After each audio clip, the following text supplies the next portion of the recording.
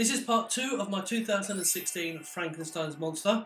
In my last video you saw me do the line work and some of the colouring. Today we're going to do the second part of this video, so let's roll the credits and I'll tell you a bit more about it.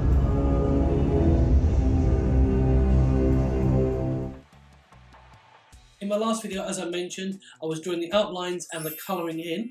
Today I'm going to be focusing on mainly the face and also the bolt on his neck, so refining that and putting some colour into it. I do hope you enjoy this video, but just a couple of things just to mention before going ahead. One, this was done on Facebook via my phone, so the quality of the picture, as much as I've tried to enhance it as best I can, is not the greatest, so I do apologise in advance for the graininess of the image. But hopefully you can still follow along and get an idea of what my thought process was during that time. Number two, at the time my anatomy skills were still in development, so some of the proportions and sizes don't quite match the way they should do. I have made some adjustments later down the line, but I am still working on that, and I've done some new versions of it that are a bit better proportionally. But you'll have to wait for that particular video once I start making it and colouring that one in. And three, I've edited out bits that I don't think were important for the video, so I've kept all of my little anecdotes and things that I felt that would relate to the actual video itself. So without any further waffling on, let's roll the tape.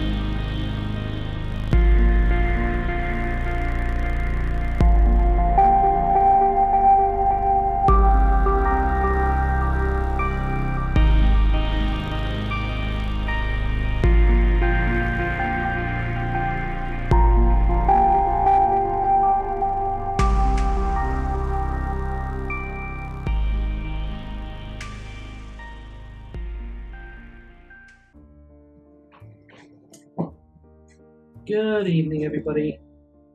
I will answer them as and when I can, but if you can, bear with me because I'll be hiding behind the actual.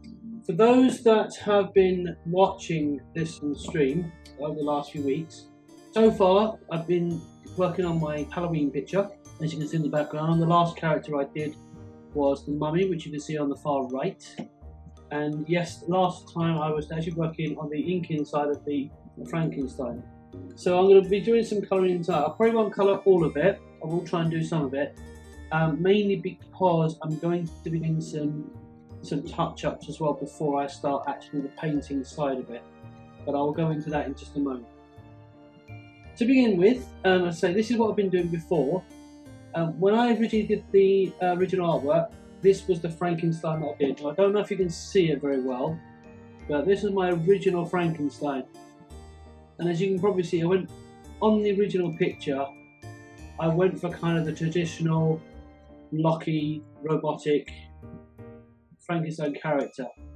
And while he's always fun to do and everything else, he's been done to death. And whereas Dracula has kind of had many different iterations with things like Blade, for example, the Daywalkers, quite a few different vampire type films that have been out, but they have made a lot of creations, but Frankenstein has never really been reinvented. So what I wanted to do was kind of reinvent him quite considerably. So what I've done is, this is my current Frankenstein.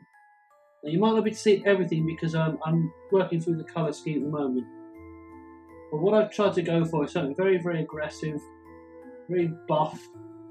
And I tried to give the clothing a very old style to it. And what I've been doing the last few days is around sort of the trousers, the leggings or whatever you call those things, pantaloons, that's the word, and some of the skin. I've just tried to tighten up, just fill in all the little gaps, making sure all the skin areas are completely covered. Because when I come to painting, it's going to be a major part of just really getting that painting in the right place when I go to do it. So I just want to ensure that I cleared it. So what I'm going to be doing today is I'm going to be finishing off with just filling all the gaps. So for example, if you look at this shoe here, from a distance it looks fine, but if you look closely, you'll see that there's some areas where it's showing the pencil lines. What I want to try and do is I want to fill those bits in, so that again, when it comes to colouring, I can select that colour and just colour that part. And I think ultimately it'll make the picture look good. So we're going to get to work on that. Oops, for some reason music's paused. There we go. So let's get to that. Okay, so we're on the shoes. So let me go and find my shoes. Okay, so what I'm going to do with the shoes is I'm going to take my standard ink brush. I think I've already got, there we go, I've got my standard ink brush. I'm going to select the colour like I did the last time, and I'm just going to carefully just fill in all the gaps. Like that. And I've got it quite zoomed in so I can get all the colours, so I can make sure I've got all the edges all done. And the good thing is I can fix places where it's not quite right. I mean, one thing I'm hoping that this will do, and I don't know if it will until the end, but it might work, it might not, but I've still got the outlines, is I'm hoping that doing this, when it comes to the end bit, I will actually be able to remove the lines completely and only the colours will actually make the character work. Because one of the things that I'm trying to get better at is the digital painting. I don't particularly like real painting, you know, oil painting, watercolours. I'm not really a fan of that kind of painting. Even, to be fair, even digital painting, you know, I wouldn't say I dislike it, but I wouldn't say I'm a particular fan, because it is basically painting, figuring out what colours work together, what goes, you know, getting all the shading right. However, I hate, what I don't like even more is colouring in. I like things to be coloured in, but I don't actually like the process of colouring in, because again, it just takes so long. This is another reason why digital painting is better to some degree, because although it looks, you know, it can still take time, ultimately it can, you know, potentially, once I get used to how to do it, it can be a lot faster. And more importantly, the colours are more solid. When you look at these colours now, how solid they are, it's one straight colour. You can't really see any variance in the shade of colour. I don't know how you'd put it, but to try and explain that is, you know, when you use your felt tip pens, for example, whenever you go over with your felt tip pen and it all dries up, you don't have a solid one colour. You don't have solid black or solid blue. What you tend to find is you have all the lines where you've been brushing the pen back and forth, back and forth, back and forth, and you've got these lines in between all your drawing. That doesn't look terrible. I don't think it looks bad. I think it looks nice. But if you want a nice clean drawing, the only real way of doing it probably is by using oil paint. Probably the one, or perhaps acrylics.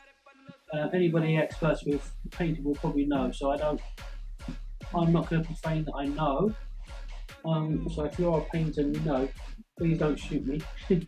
I'm just going from what I understand. And oil paint is probably the only paint that I'm aware of that will probably do a solid colour. But again, the problem with oil paints is, for one thing, it takes forever to dry. And that's one of the biggest things. I've only got one actual oil painter that I've ever done, and that was only because it was part of my course. And for those who visited my house, it's the one of my, you know, self-portrait with all the different colours on the segments of my face. So for those who do know, that's the one that the only oil painting I've ever done. I have no desire, at least not right now, to do any kind of painting. Maybe in the future I might change my mind, who knows. Something might happen, and I might get bored drawing or bored digital painting and do it. But for now, this for me is the best form of painting. And the reason why is because I feel like this is just drawing. This is kind of me using my colour pencils to draw. But going back to what I was saying, the difference between this and the felt tip pens is, as I said, the colour scheme, you could just tell where all the pen marks have been. And when I want a picture, I want it to be nice and smooth and clean. And even when I do my pen work, I always try and go over it once or twice or 3 times or however many times I need to go, just so that I can get it as dark as I can possibly get. Okay, so that's the first shoe done. I'm going to do this one from a distance a little bit, just to try and see if I can speed up the process a little bit, but I need to zoom in to get the final result. So I don't want to spend too long doing this bit, because it can be. It's not, I suppose in any drawing can be. It just takes time. But look at the difference in that. Look at how, particularly if you look at the leg here, look how solid that colour is. There's no blemishes. You can't see where I've been brushing, whereas on a pen you'd see where I was brushing and everything.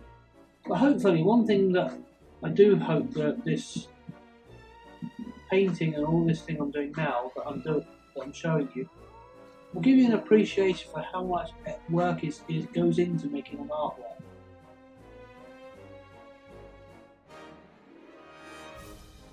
For example, this guy already, I've spent at least 2 hours already.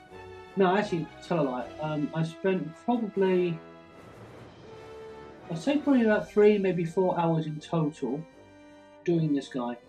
The first hour or so was just coming up with the concept, doing some test runs and design ideas, coming up with the concept of him in pencil, and not just doing pencil, but drawing it in very light pencil, then going on to doing it, refining the details, trying to clean up the lines, make them clearer, going another stage further, having a harder pencil, and really pulling out the details, adding new elements all the time to get the character right. And again, going further, getting another depth. For example, on this drawing alone, I've used a H4, a H3, H2, HB, B1, and yeah, I think B is probably, HB is probably the last one I've used, but I do sometimes use the B and the HB pencil, B and the B1 pencil, because each time I'm doing it, I'm just refining it, and getting more and more done on the picture. The next stage of that was just the initial inking in, putting in the lines. In fact, I did do the B pencil, because I did some shading on where the muscle shade was and everything like that. Try and figure out all the different elements of his tone, so when I do paint it, I know where it's all going. And then I had to do the inking in. And for those who don't know what inking in is, it's basically taking a pencil drawing and physically adding a line, like how can I put it? Black pen ink all around it. Really get, just drawing all the different lines, all the different lines of the. So I just concentrated a bit. Literally the different lines. Basically, all of these little lines around here. This is what was inked in, where I inked in the different lines. And even then, took another, started with like a point 0.1, or 0.01 even, 0.1, then a 0.2, then a 0.3, and then a 0.8, just to define the lines so that some are clear, some are not clear. Hopefully in another video I'll show you a bit more about what I'm talking about with the different lines I'm using, so that you can understand where I'm coming from. But that basically gives me the basic shape to put him onto the computer here. And with this guy as well, I then went on and did the line digitally. So all these lines that you're seeing now are the digital version, where I put it on the computer and refine them. Let me show you the original, see if I can. Right, this is the original. This is the original version of this character. Okay, so here's the different stages of this character. Let me zoom in a bit so you can see him. Okay. Right, this is the first one I did. This is the first pencil drawing. And if you look, there's all the different shades of the muscle, tone. Got the face in there with all the different teeth and things like that. You look at the teeth as well. The teeth are not completely straight. They're not, you know, I did that to get the idea, but some of the detail is not that clear on this character. Right, I then went to the next stage and just refined it a bit. And you can see here, it's just a little bit clearer what's in the face. Particularly the teeth, you can see there's more definition in the feet and the eyes. Okay, the next guy, this was just where I blacked it in. I actually just use a computer on this and just use the computer to lighten and darken, but it's still not clear. And then I faded that one out and redrew him. So this is the redrawn version. And you can see the difference. You look at this one here compared to...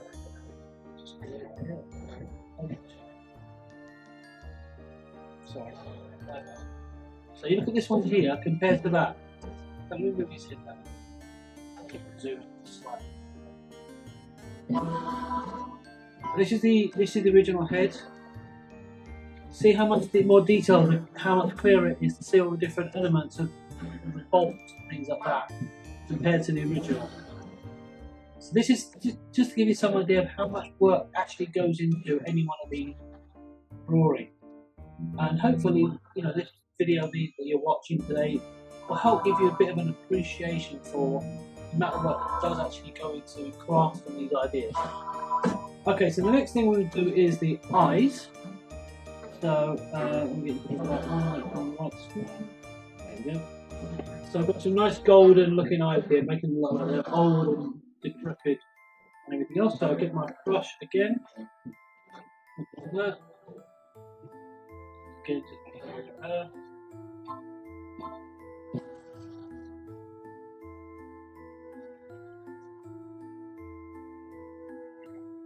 fine. Okay, so we've got, that's the eyeball.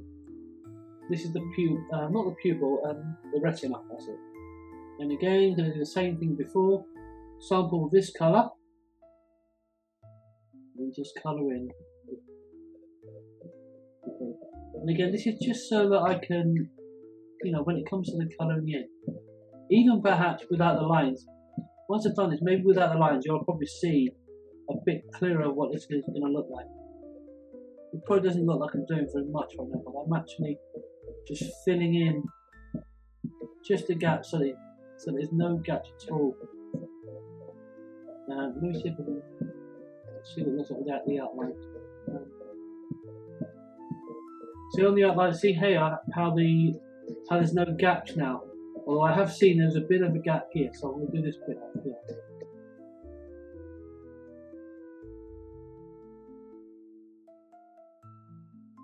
There's that little spot in the middle is where the pupil's going to be. In fact, let's add some pupils in. I know I've added it in already.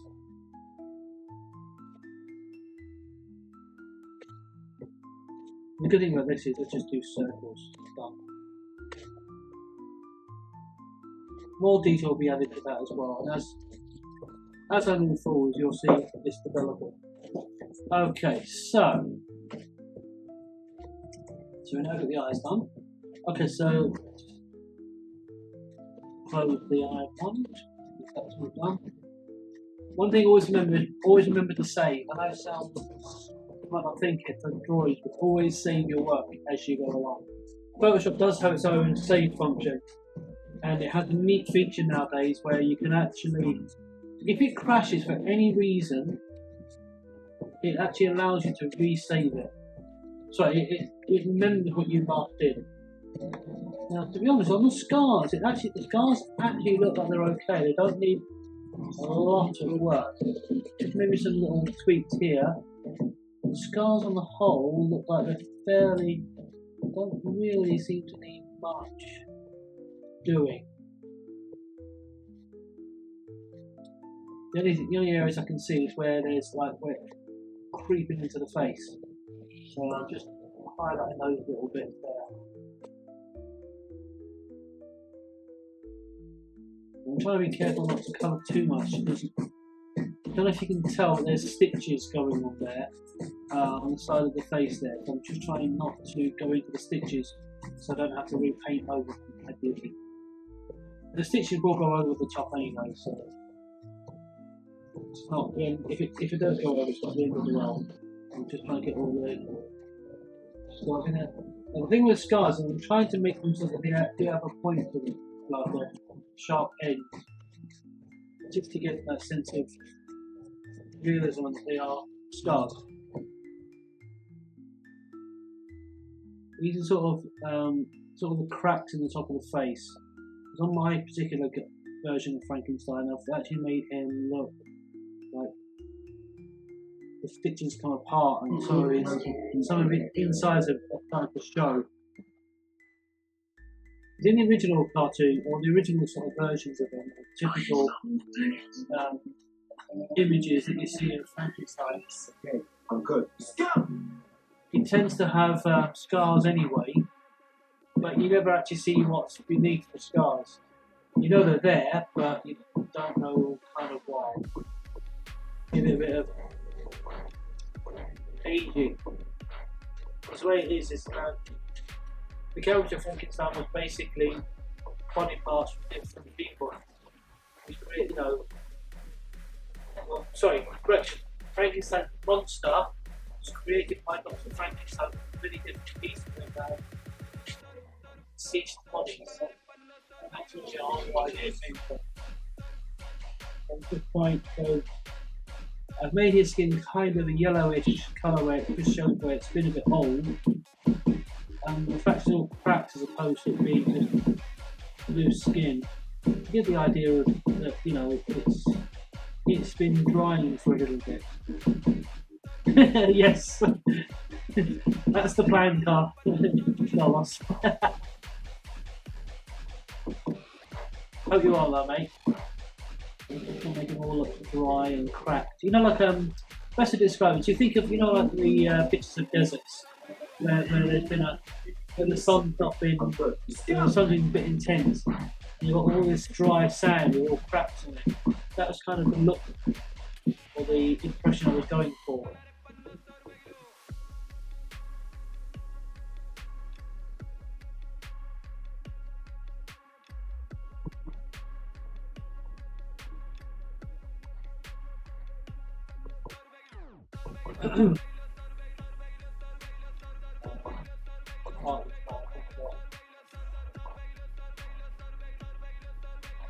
Guess what I'm doing, guys? I'm just cleaning up some of the line before I start painting on the character, because I want to try and have this guy painted without lines if I can.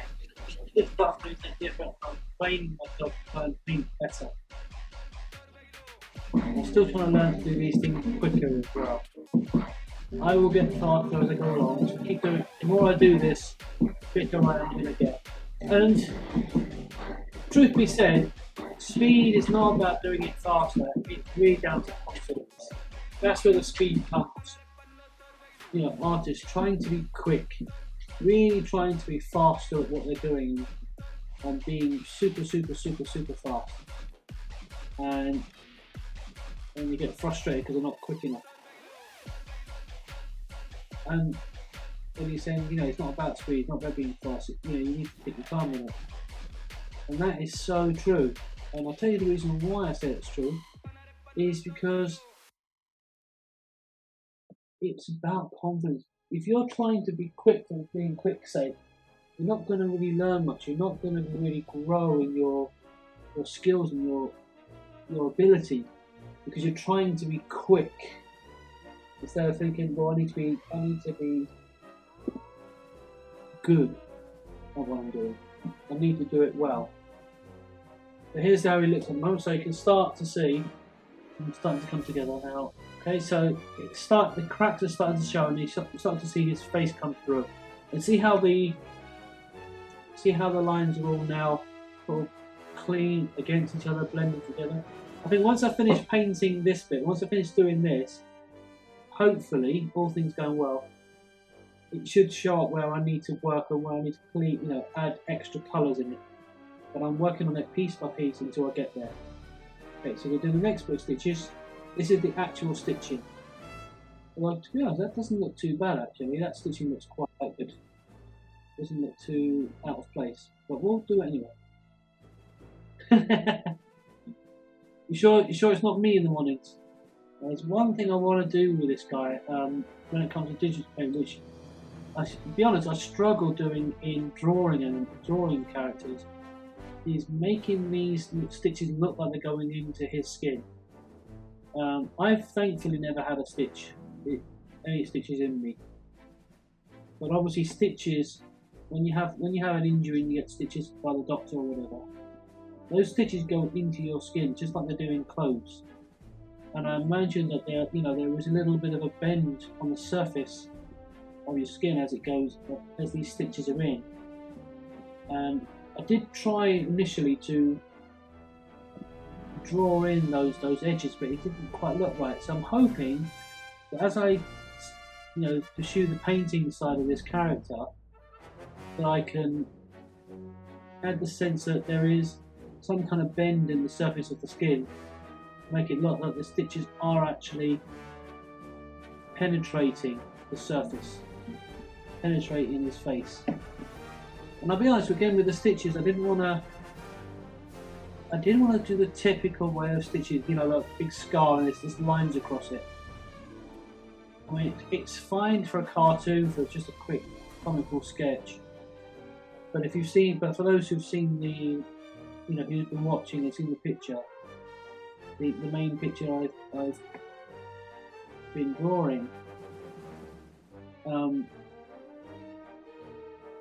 you'll see that just wouldn't work. It would just look out of place because it would look tacky and unrealistic. Not that I've gone for realism necessarily, but what I'm trying to do is I'm trying to draw a character that looks at least like he actually has stitches, and there's a reason why he's got those stitches. They're not just there because he's a monster, so therefore he has stitches. Right, I think that the picture's done. Don't do any more. Right, okay, so that's the stitches bit. So more bit.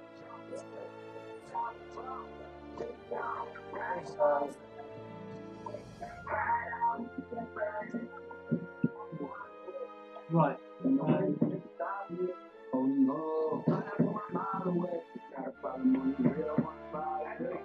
Okay, so the next thing we'll do, I know you're probably wondering why I'm not filling these in, these bits here, just to show you over there. I know I've already coloured them in somewhere on this painting, so until I find it, I'm going to leave those for a moment. I'll come back to them. Right, so I'm going to do the hair next.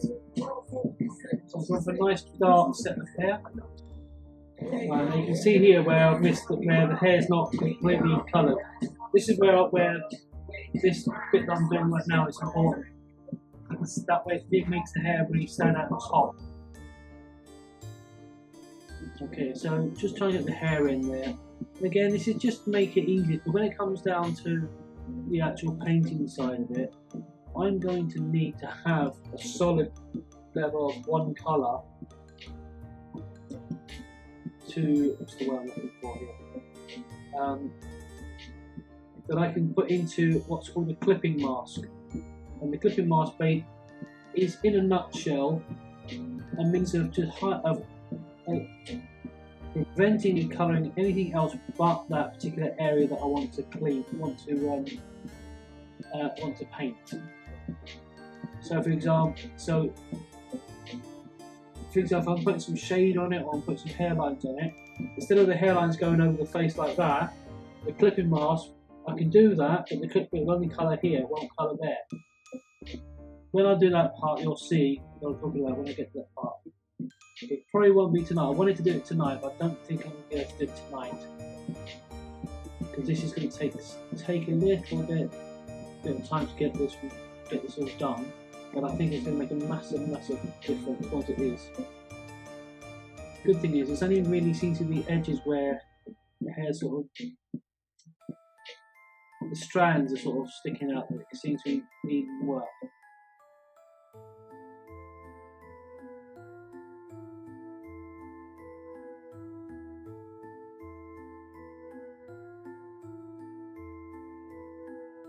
And they put the eyebrows with the eyes, so that kind of makes sense to have them all together.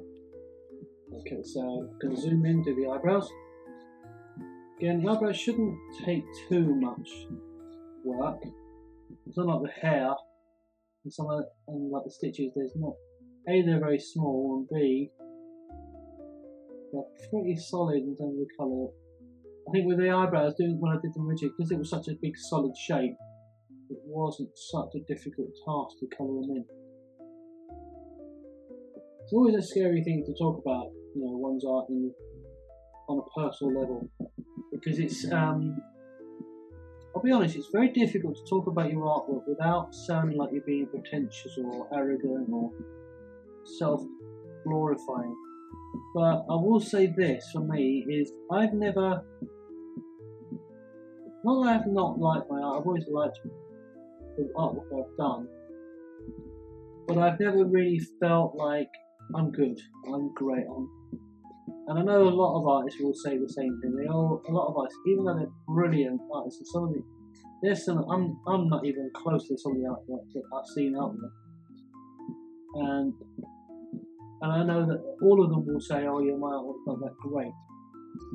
The reason why I'm saying the things I'm saying is more because I'm learning to appreciate the skill that I've been given.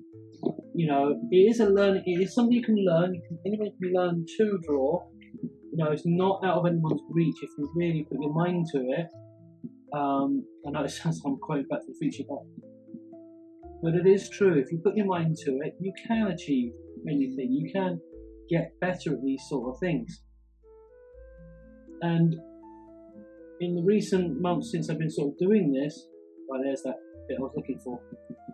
Okay, is I've learned that I've learned to appreciate that it's something I've grown in. It's an area that I've developed, and I'm more confident about the skills that I've gained doing this.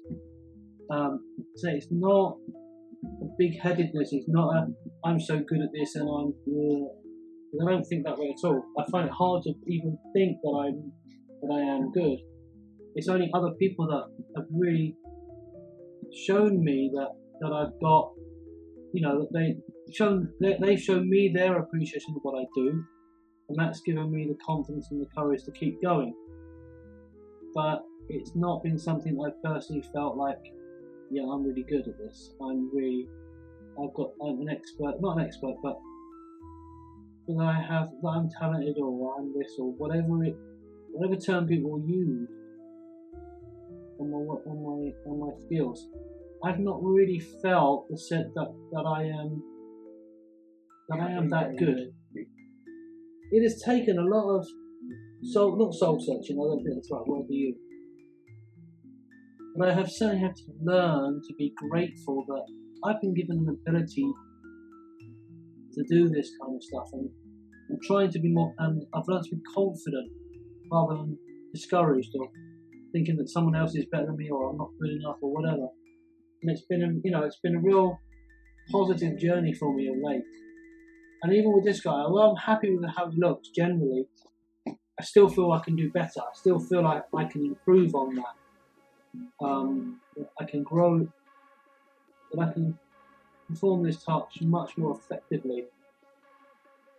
And again, it's not a negative thing. It's not or an arrogant thing. It's just I'm more confident in my ability to improve on something I've done, as opposed to hoping I can do it, hoping I can achieve it, hoping I can be as creative as I'm trying to be. And that's not been, it's not natural to me to feel that confident.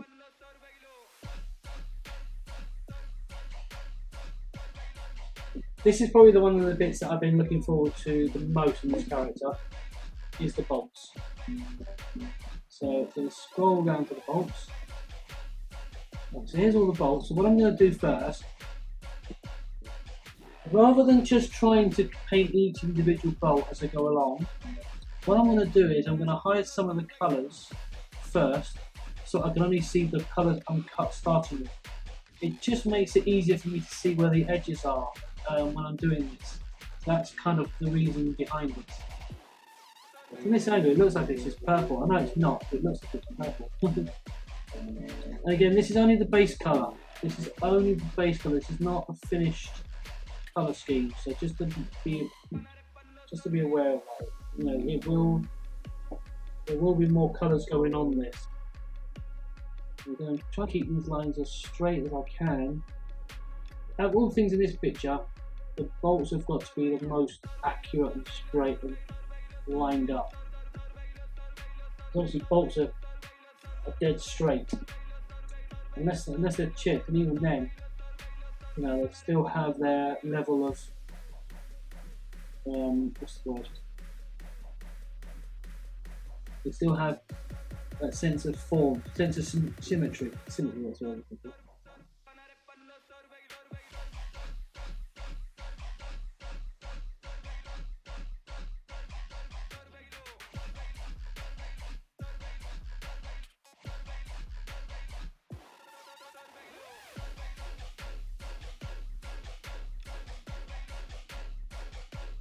Now, it might look like some of these looking a bit odd with all the lines in, sort of the darker lines outline on the purple, but my goal is to be able to remove those lines completely. So when I've finished the bolts, I'll show you what I mean. And this should look a lot neater. This is probably the most defining one, because this is the bit that goes underneath the bolts. Gives it the shape, so I have to get this one right. I'm going to hide the outline.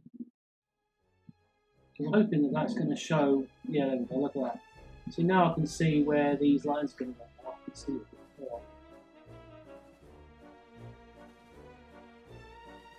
It's like whenever you have, you know, when you have any kind of screw, you've got the actual bits that screw together, and then you have the actual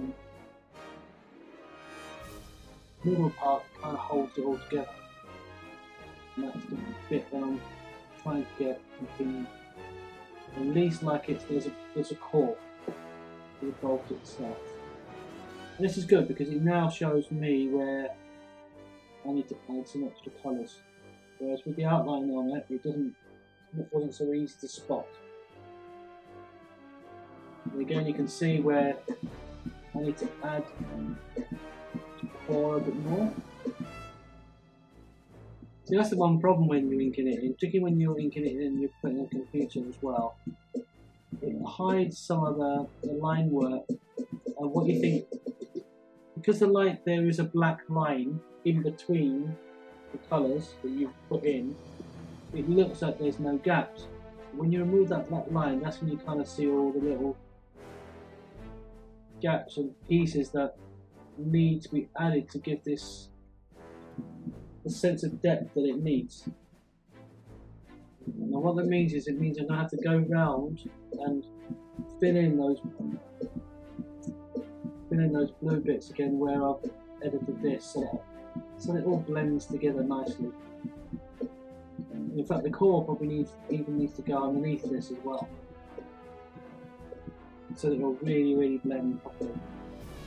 To be fair, I probably could have done this by putting them underneath each other anyway, in the right order, but you know, it's one of the things I haven't really done or thought I'd covered, but you know, just didn't quite cover it. Okay, so that's the bolt done. I'm going to change this to core. I think one mistake I've done, it's not so much a mistake, but something to consider, is I should have put this bit on a separate layer to this bit, because although I've used the same colour, it means that it's going to be harder for me to separate the core from that. So it's not a problem, it just means it just makes it a little trickier.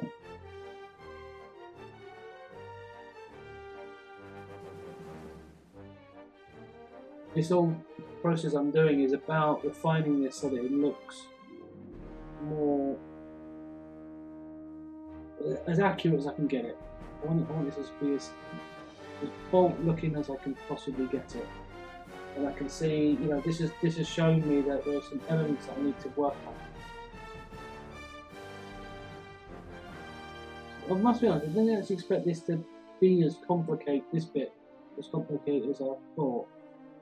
You know, good learning curve.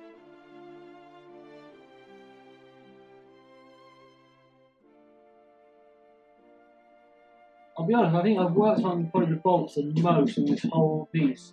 Out of everything I've done, this is probably one that's taken the most time.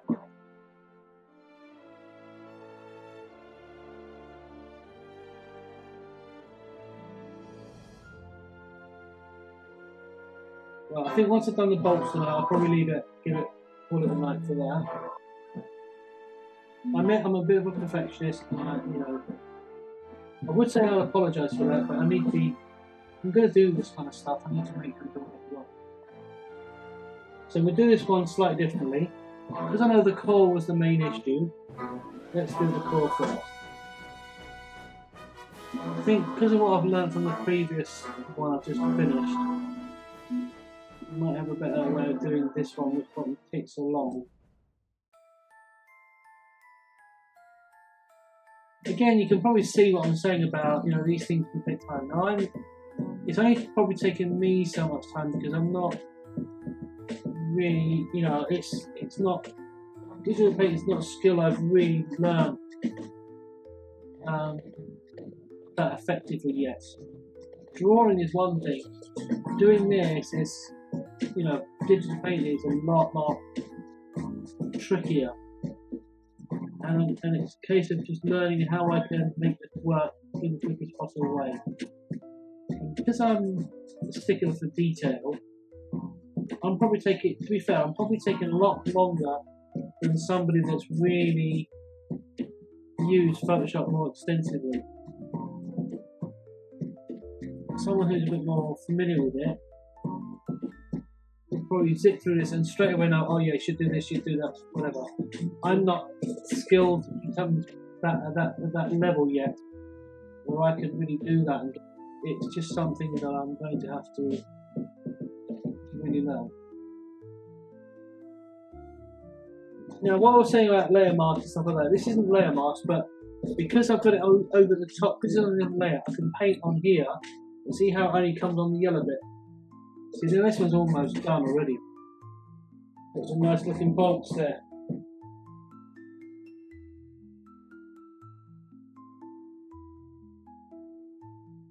As I'm doing this, I'm seeing things where I can tweak it and make it, you know, fix things that don't quite look right.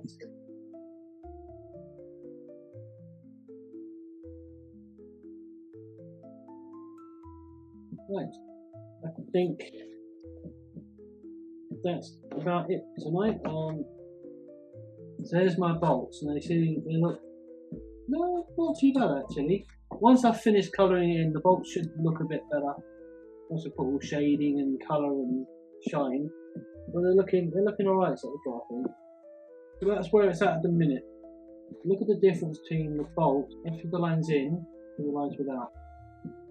And that's kind of what I was trying to go for, so that the lines without look better than the lines within. Alright, well I think that's it for tonight. I'm getting a bit tired and just need to take a rest. I say I hope this is wonderful.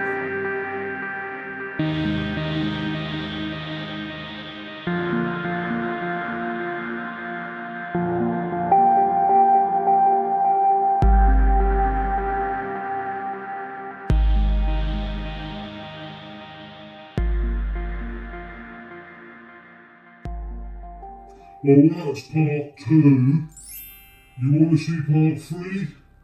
Well, hit that subscribe button and the notification bell so you don't miss part 3. Oh, and don't forget to give it a thumbs up.